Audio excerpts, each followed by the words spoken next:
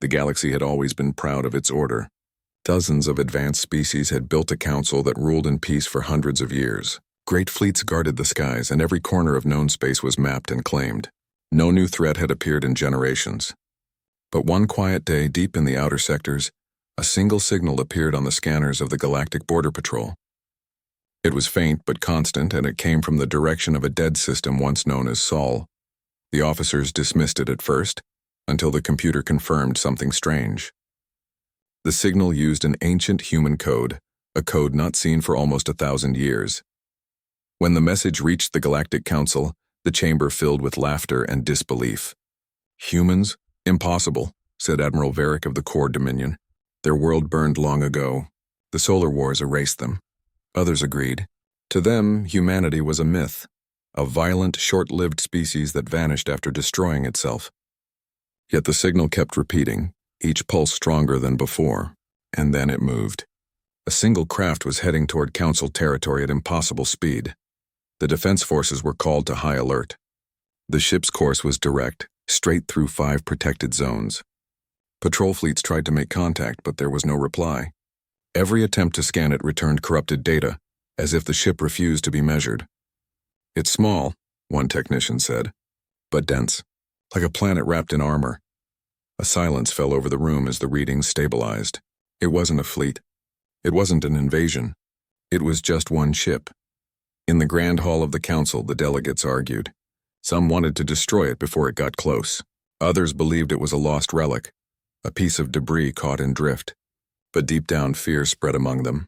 Humanity's legends were dark and powerful.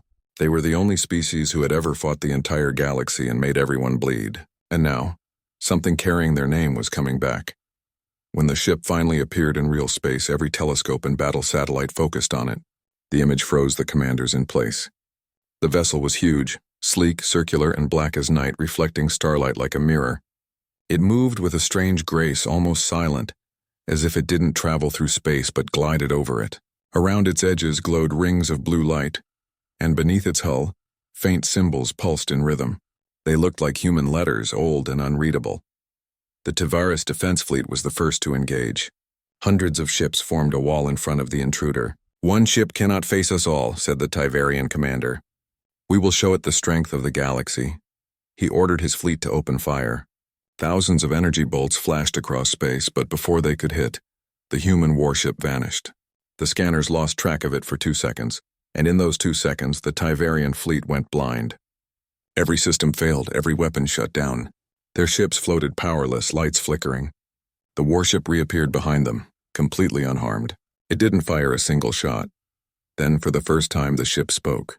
Its voice echoed across every comm channel in the system, cold and calm, but unmistakably human. "This space belongs to no one," it said. "We return to what was ours." The voice sent chills through everyone who heard it. No translator was needed. The words were simple, perfect, and carried a weight that silenced the stars. The council demanded answers. They sent their most advanced cruisers, their best scientists, their psychic translators, but none could explain how the ship moved, how it jammed every signal, or why it didn't attack. It seemed to be observing, testing, remembering. Every few hours it would disappear, only to reappear somewhere else, above a moon, near a colony, or near an old battlefield where humanity once fought. Each time it said nothing. It simply looked. Days later, something even stranger happened.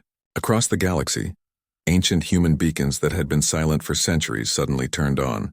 Old satellites started transmitting again, sending encrypted messages filled with coordinates. The coordinates pointed to dozens of dead systems, each one containing a massive energy signature hidden under ice, dust, or ruin. The council realized too late what it meant. The lone ship was not alone. It was the first to awaken. Panic spread. Fleets scrambled to prepare. But their technology felt fragile compared to what they had just witnessed. The humans had gone beyond physics, beyond war. They had built something no one understood. And now they were back. The ship appeared again, this time over the galactic capital itself. Its shadow covered half the city's sky. Civilians ran in fear. Defense platforms locked on target, but the system refused to fire. The ship had already taken control. The voice spoke again, louder now, across every screen, every speaker, every living mind. "You tried to erase us," it said. But humanity does not end, we endure. We remember. A blinding light flashed across the planet's orbit. Every weapon, every ship, every defense array shut down. Not destroyed, just turned off. In one instant, the galaxy's most powerful world was defenseless. Then, as quickly as it came, the ship began to move away. No attacks followed. No invasion began. It simply left, leaving behind silence and fear. Scientists tried to trace it, but the trail was gone. Commanders demanded explanations, but no one could give one. Across the stars, people whispered that the humans had returned, not to conquer, but to remind everyone that they were still out there. In dark bars and quiet homes, old soldiers told stories of the last war against humanity, how the humans fought until every planet burned, how they never surrendered, how even in defeat they smiled. Now those stories no longer felt like legends. They felt like warnings. The galaxy trembled that day, not because of destruction, but because of realization. A single human ship had silenced the might of the entire council. And if that was only one, then no one wanted to imagine how many waited in the dark, ready to follow. Humanity had vanished from the stars, but their return was only beginning. The council world remained paralyzed for hours after the human ship's disappearance. Entire fleets hung in orbit like broken toys, their systems dead, their power cores drained. Panic spread through every government. No one knew what the ship wanted, why it had come, or where it had gone. Every scientist, every admiral, every intelligence division worked without rest, trying to understand how a single human vessel could humiliate the most powerful alliance in history. The only clear truth was that humanity was not extinct. They were watching. On the planet Tiveris Prime, Commander Vekran sat in silence inside the defense chamber. His face was pale, his hands trembling. He had seen the ship up close, seen how its engines moved without noise or light, and how the stars bent around its hull. He couldn't forget the voice that spoke inside his mind. Calm, emotionless, and ancient.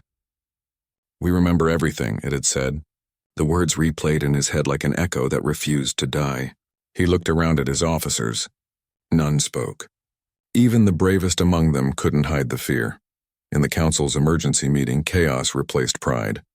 Delegates shouted over each other. "They're back!" cried one.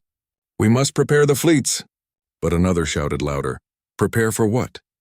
You saw what one ship did. If there are more, then no fleet can save us." The Chancellor tried to calm them, but even his voice shook. "We do not know their intentions," he said.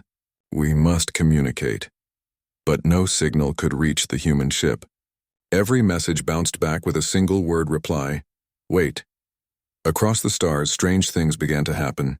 Old research outposts, long abandoned, suddenly reactivated. Mining colonies that hadn't reported in years began transmitting encrypted data in human language. A derelict station orbiting a gas giant came online, sending clear visuals of hundreds of dark objects hidden inside the planet's storm layer, massive, circular, and metallic. Every scan identified them as ships, dormant but active enough to power their systems. The Council realized these were more human vessels, silent, waiting.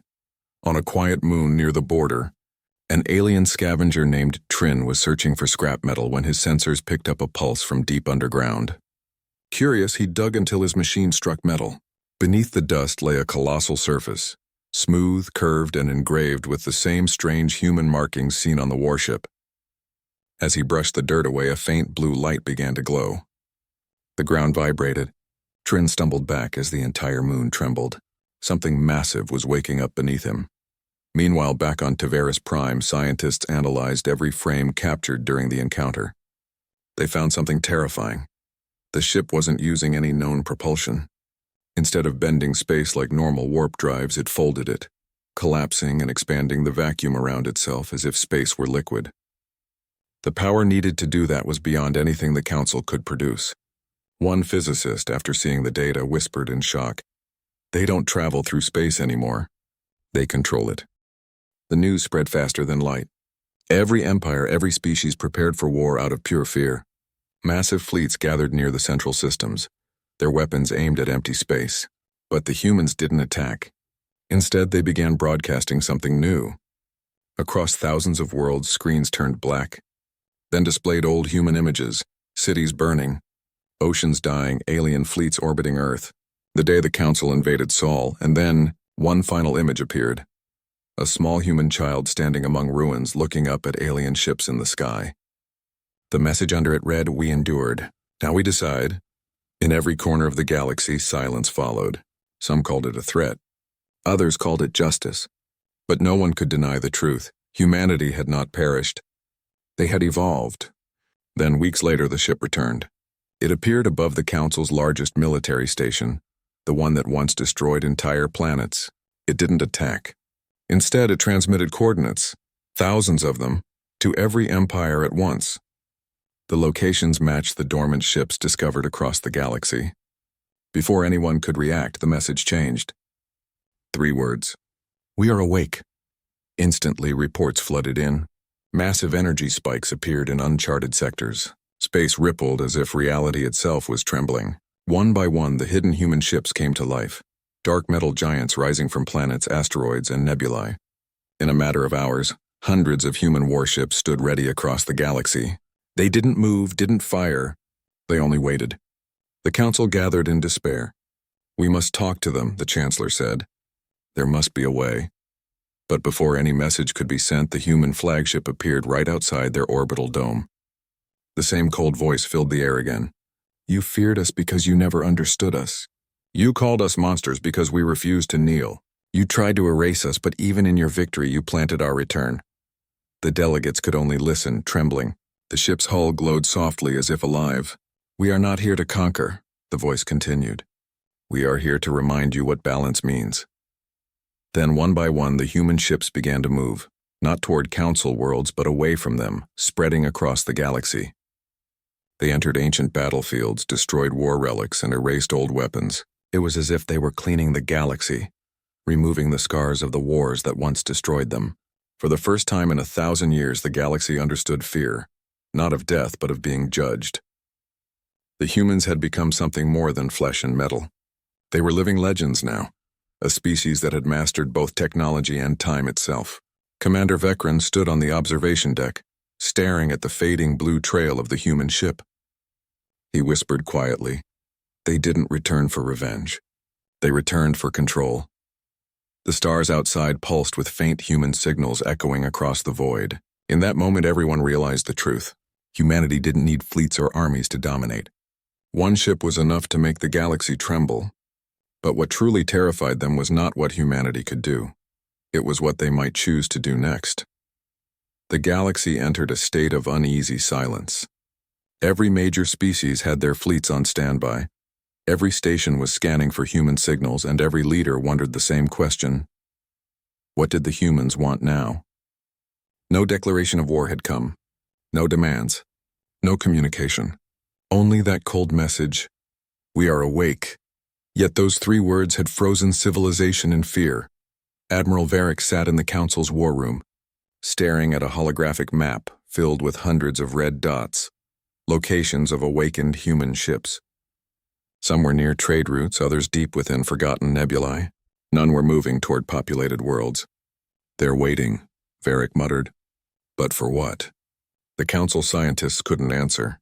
Every ship emitted an unknown frequency that disrupted nearby systems, making it impossible to analyze their energy or structure. It was as if the humans had stepped beyond known science. On the outer rim, miners on a small moon called Etrian reported something impossible.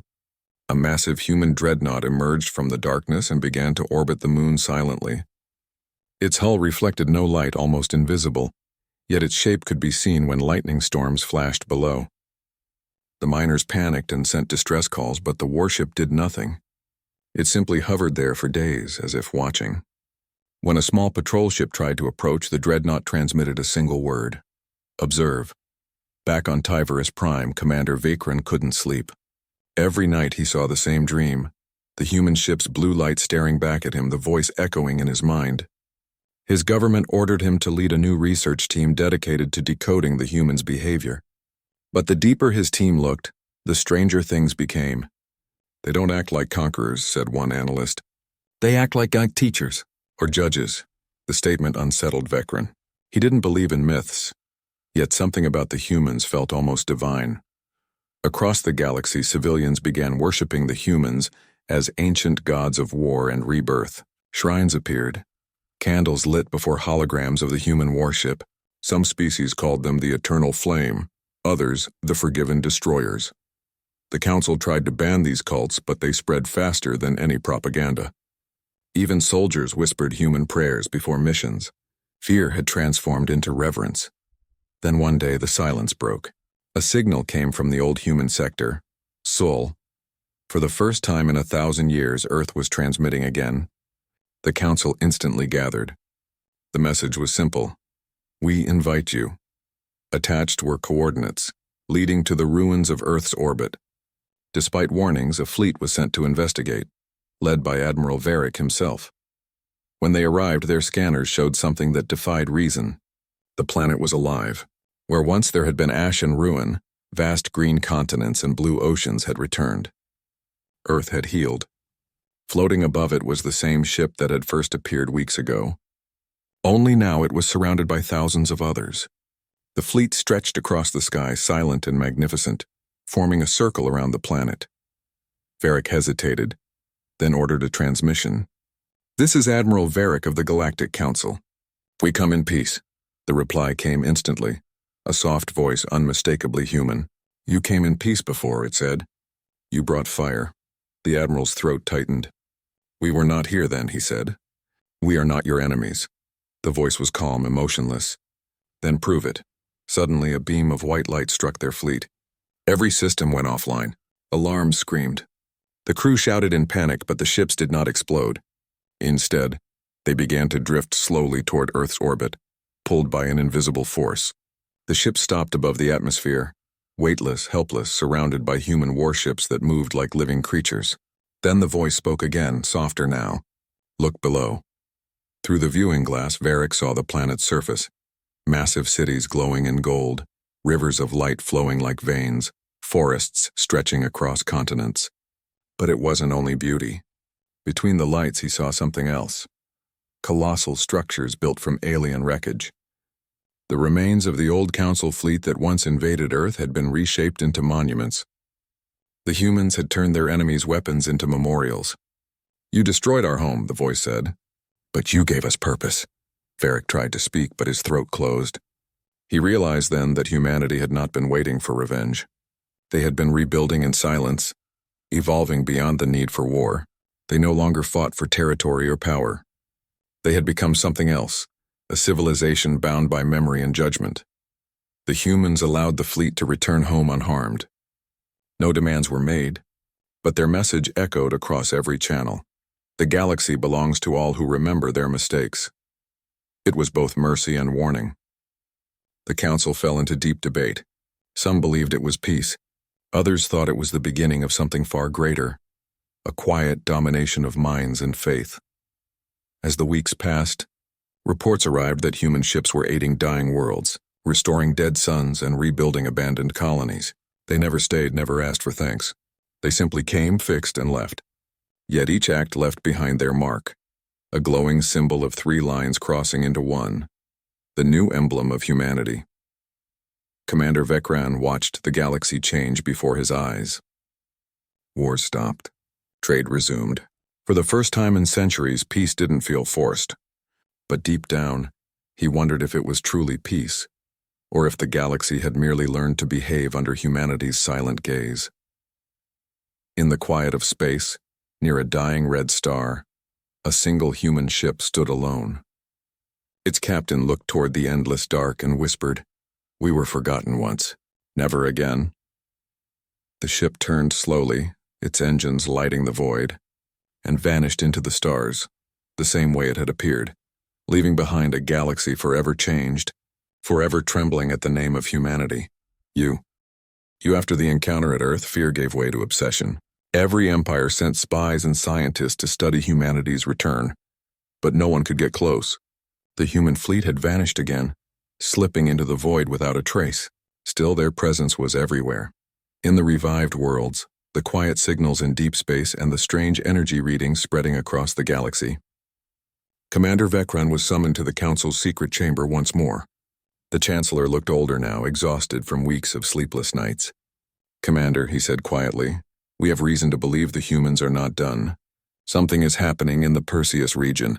Entire stars have gone dark. The words chilled the room. Stars did not just vanish. A scientist activated a hologram.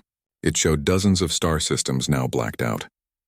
Their suns emitted no light, but strange pulses flickered at their edges like massive heartbeats.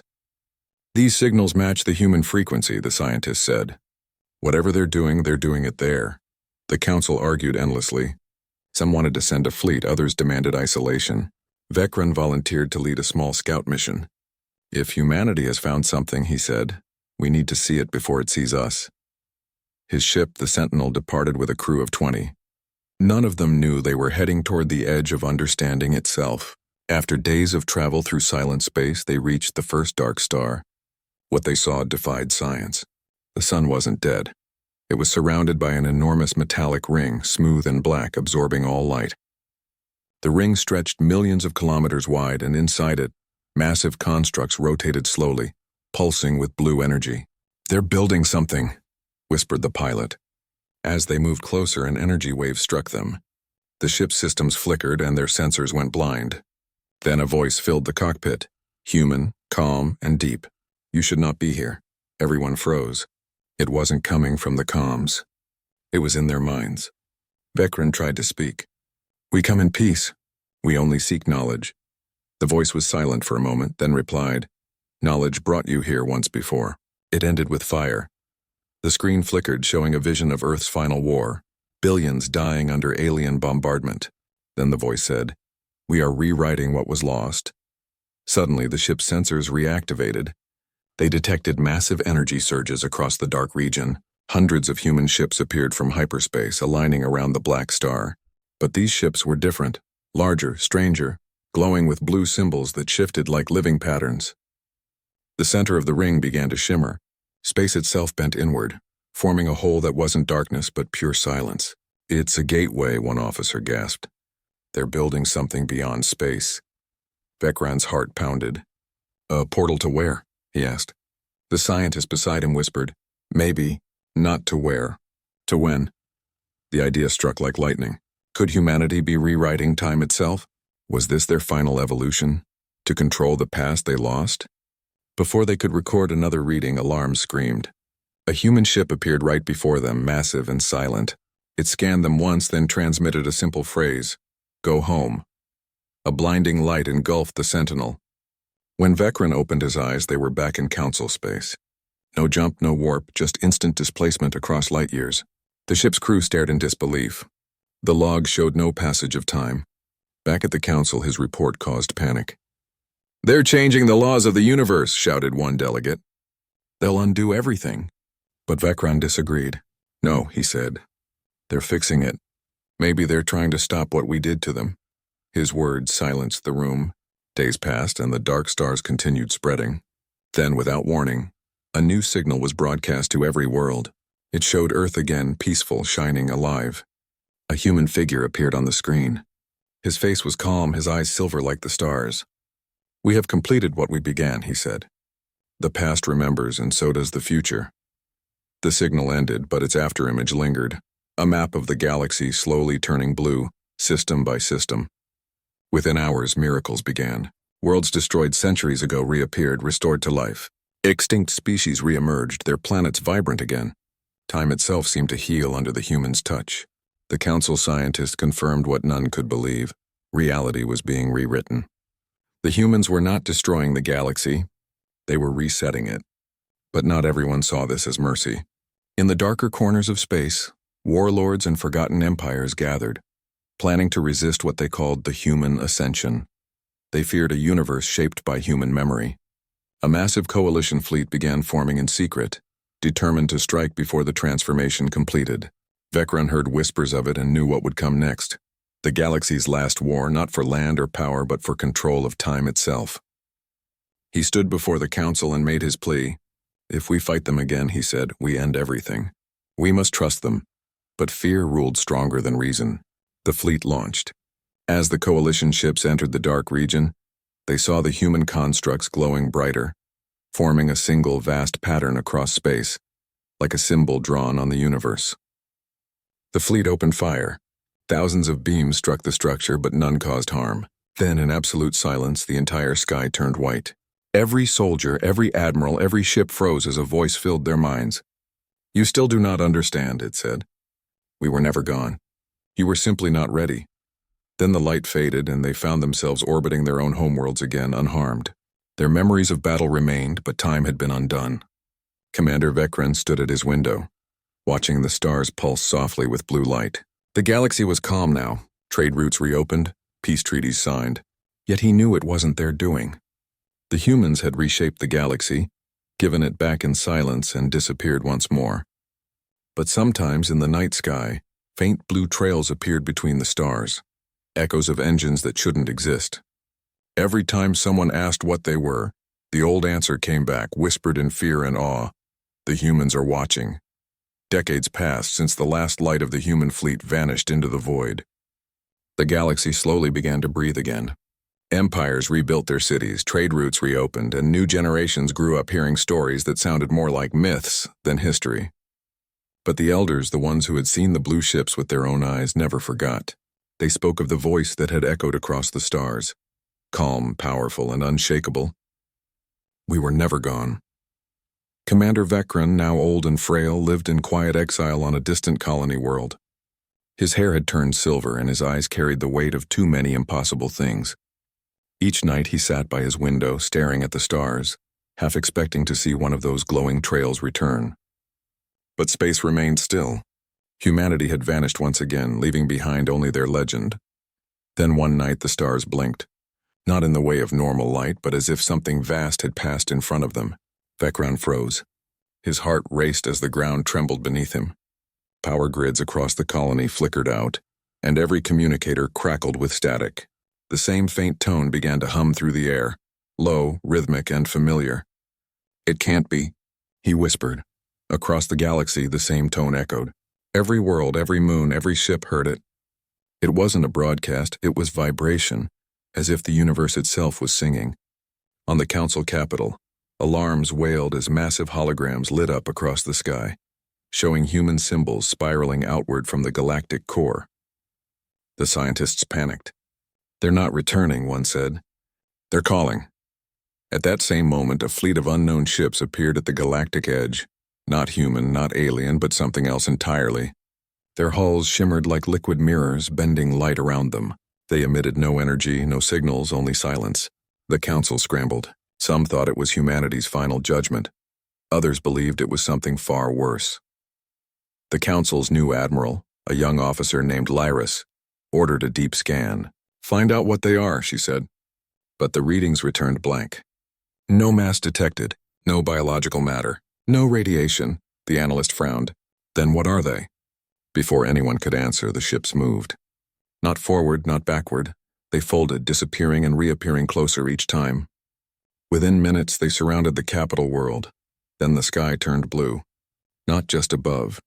The entire sky, from horizon to horizon, pulsed with soft, living light. A single voice spoke, filling every mind across the stars. "You have remembered us. Now remember yourselves. It wasn't a threat, but a reminder." The aliens, or whatever they were, vanished instantly, leaving behind an impossible residue of human energy. The council archives lit up, revealing data that hadn't existed before. Millions of encrypted human files suddenly unlocked. Among them, one file stood out: Project Helios. It contained the blueprint of the human ascension, the reason for their silence. Humanity had not merely rebuilt themselves. They had merged with something greater, the living fabric of space-time itself. They had become what the galaxy once worshipped without understanding, the architects of cause and effect.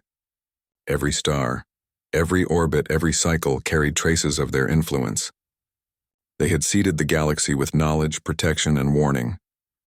Admiral Lyris and her science team realized the truth. The humans had left behind a choice. The data explained that the balance of creation now rested with the living species of the galaxy. "You can continue what we began," the message read, "or repeat what destroyed us." It was a gift and a test. As the council debated, factions formed again. Some wanted to embrace the human code and join their path toward unity. Others, hungry for power, wanted to exploit it, to use human technology to dominate. Lyra saw history repeating itself. They gave us light, she said bitterly, and we're already turning it into a weapon. While governments argued, something else began happening. Across the galaxy, humans started appearing again, not as soldiers or machines, but as wanderers. They looked almost the same as before, but their eyes shimmered faintly with silver light. They claimed to be descendants of the first humans, guardians left behind in secret colonies that time forgot. They spoke little, moved quietly, and helped where they were needed, fixing broken reactors, curing diseases, ending wars before they began. When asked who sent them, they always replied, "The architects remember," but not everyone believed they were benevolent. In the far reaches of the core dominion, one human appeared uninvited on a warship. Cameras captured him walking through sealed doors as if they were made of smoke. He approached the commander and placed a small metal cube on the table. "You have one more chance," he said simply, then vanished. Seconds later, the warship's entire arsenal melted into harmless dust. The cube unfolded and projected the same symbol, 3 lines crossing into one. Humanity's mark. Fear spread again. The council tried to reach these new humans, but they never stayed long enough. They were like ghosts, reminding the galaxy that they were still being watched. Lyra's, desperate for answers, followed one of their signals to a quiet planet near the Perseus Rift. When she landed, she found ruins. Massive structures half buried in glowing sand. At the center stood a single human figure, tall and calm, surrounded by blue light. He spoke before she could.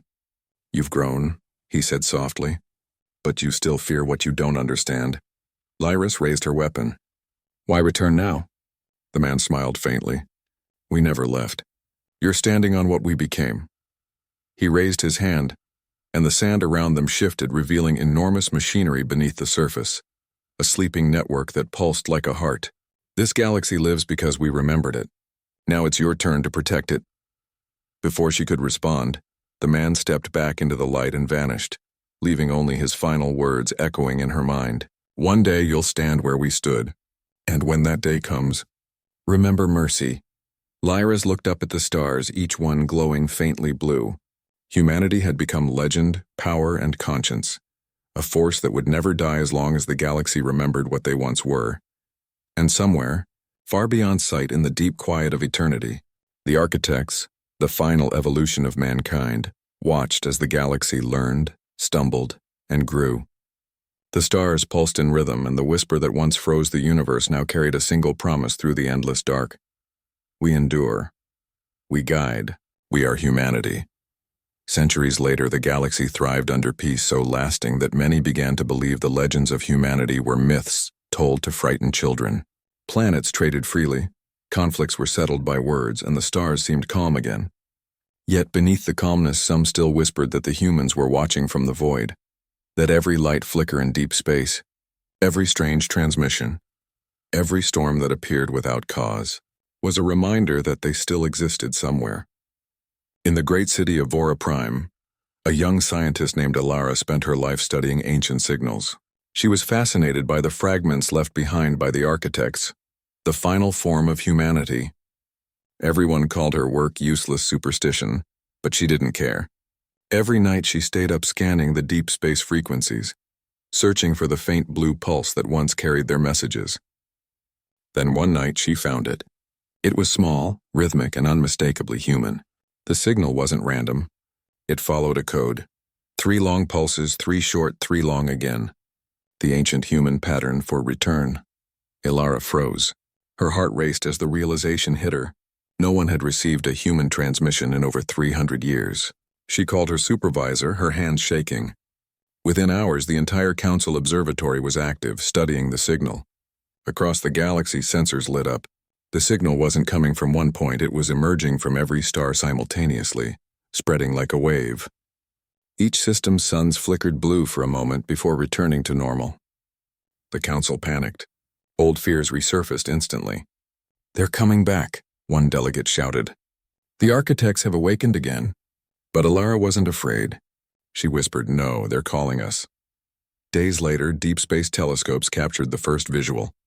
A gigantic structure was forming near the galactic core, so vast that even light seemed to bend around it.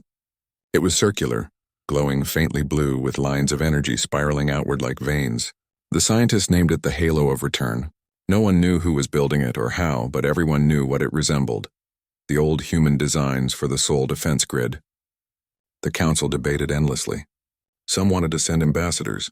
Others demanded the Halo be destroyed before it grew stronger. But Alara was chosen to lead a small research mission. She boarded a ship called the Eos with a crew of 10. As they approached the Halo, all communication faded. Space itself began to hum, vibrating with the same low tone the signal had carried. Then, without warning, the ship stopped. Not by force, but by command. The crew gasped as the Halo turned, and a small opening formed on its surface. A corridor of blue light extended toward them like an invitation. Alara felt a pull in her mind, soft but impossible to resist. She whispered, "They're letting us in." Inside, there was no metal or machinery, only light, forming shapes, walls, and corridors that shifted as they walked. Every surface reflected human symbols written in pure energy. Voices whispered faintly, fragments of language from Earth's forgotten past. One of her crew, trembling, said, "Are these souls?" Alara shook her head slowly. "No. Memories." At the chamber's center floated a sphere of white light, pulsing like a heart. As they approached, the whispers merged into a single voice. Calm, ancient, unmistakably human. "You have come far," it said. "You have grown." Alara could barely speak. "You're real." The voice continued, "We never ceased to be. We became what time required." The sphere expanded and images filled the room. Earth reborn, humanity transcending, merging with the universe itself. "We built this Halo," the voice said, "to give you a choice. For eons, you lived by our shadow. Now you may join us, or remain." Alara's crew stood frozen. "Join you?" she asked. The light pulsed brighter. "To see beyond the veil, to know creation as it truly is." She felt her mind stretch as if reality itself was offering her a glimpse of what lay beyond space and time. Stars were being born, galaxies turning like clockwork, life blooming in infinite cycles. All watched, guided, nurtured by unseen human hands. But not everyone on her ship was ready. "We don't belong here," one crew member shouted. "This isn't for us." He turned to flee, but the corridor behind him dissolved into mist. The voice softened. "Fear binds you to what was. Choice frees you to what will be."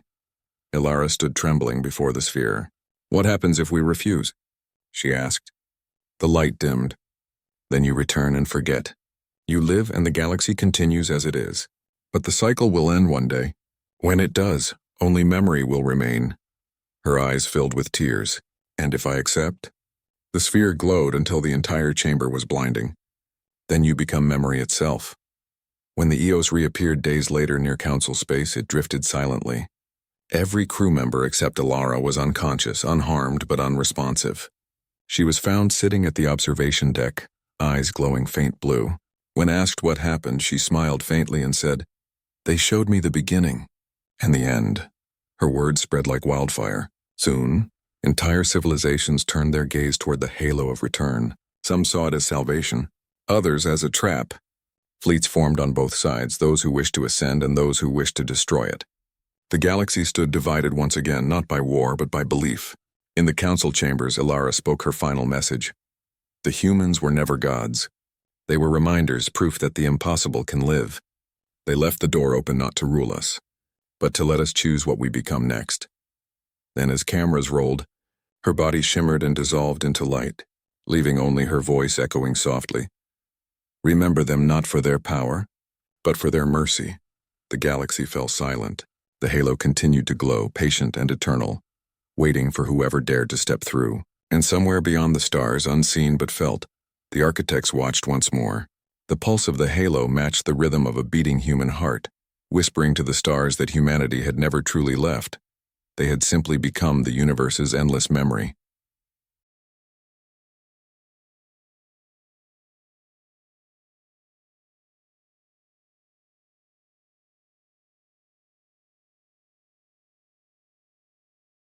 Centuries after Alara's disappearance into the halo, the galaxy had changed in quiet, subtle ways. The wars that once defined entire civilizations had faded into history.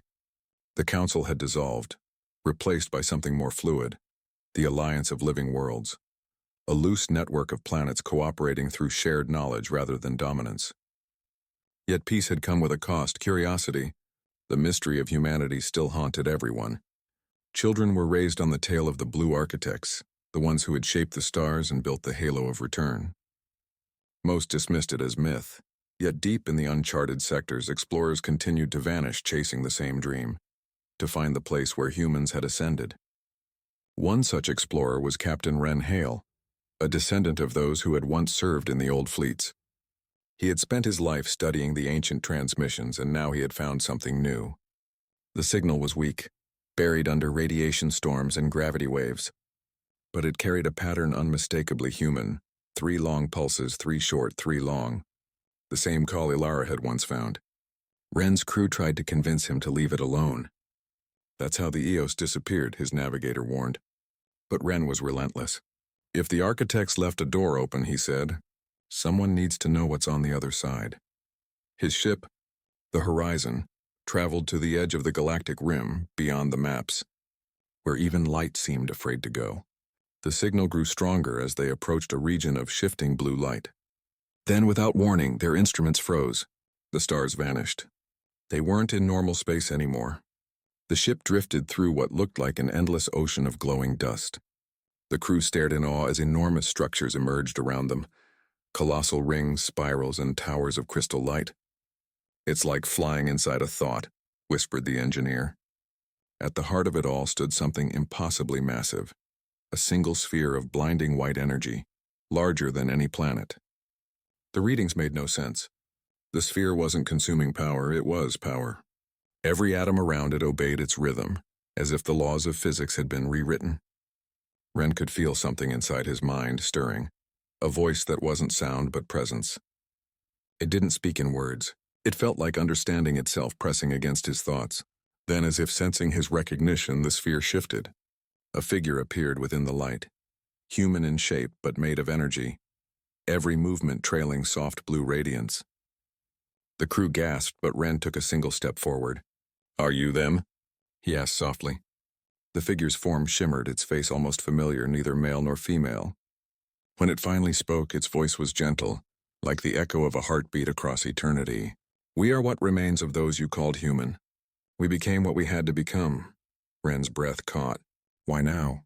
Why call us again?" "Because you have reached the point we once did," the voice replied.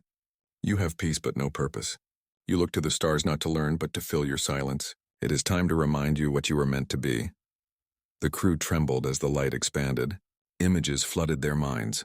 The birth of galaxies, the rise of civilizations, and humanity's last stand on the ruins of Earth. They saw how humans had turned destruction into creation, transforming themselves into a living consciousness spread through space and time. "You became the galaxy itself," Wren whispered. The voice answered, "No, we became its memory, the keeper of its choices." Wren knelt, overwhelmed. "Then why us? We're nothing like you." The light pulsed. "Neither were we once. You are still what we were, the will to rise beyond fear. The others lost it, but you still look upward." The ship's systems flickered as streams of data poured into them, blueprints, knowledge, energy beyond understanding. The crew scrambled to interpret it, but Wren understood instinctively. "You're giving us your legacy."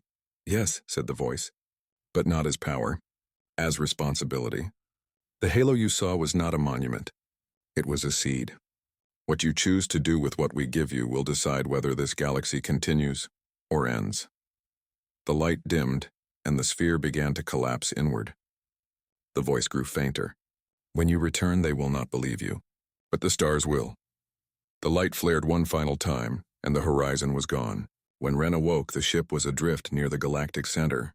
His crew lay unconscious but alive. Outside the window, the stars burned brighter, each one pulsing faintly blue. The transmission log showed no time passage. No one believed his story when he returned to the Alliance. They called it hallucination, radiation madness, a ghost tale. But Wren had proof, new technology that defied every known law. Energy cells that never drained. Drives that bent gravity like fabric. He refused to weaponize any of it. "These are gifts, not tools," he told the scientists. But others were not so cautious. Within years, rumors spread of planets building fleets using the new energy. The Alliance fractured again, as greed returned faster than wisdom. Ren knew what was coming. He climbed the observation tower of his colony and looked at the night sky. Blue sparks flickered between stars, brighter each day. "You warned us," he murmured. We didn't listen. Then the first planet vanished. Not destroyed, simply gone, erased like ink wiped from paper. The energy signature matched the humans' technology. Panic erupted. Some said the architects were erasing the unworthy. Others claimed it was the beginning of renewal. But Ren understood. It wasn't punishment. It was correction. The humans had left safeguards, systems that activated when balance was broken. The same way they once reset time itself, they were now resetting space. He gathered his notes and sent one last transmission to the Alliance. "If you can still hear me, remember this. They are not gods. They are us.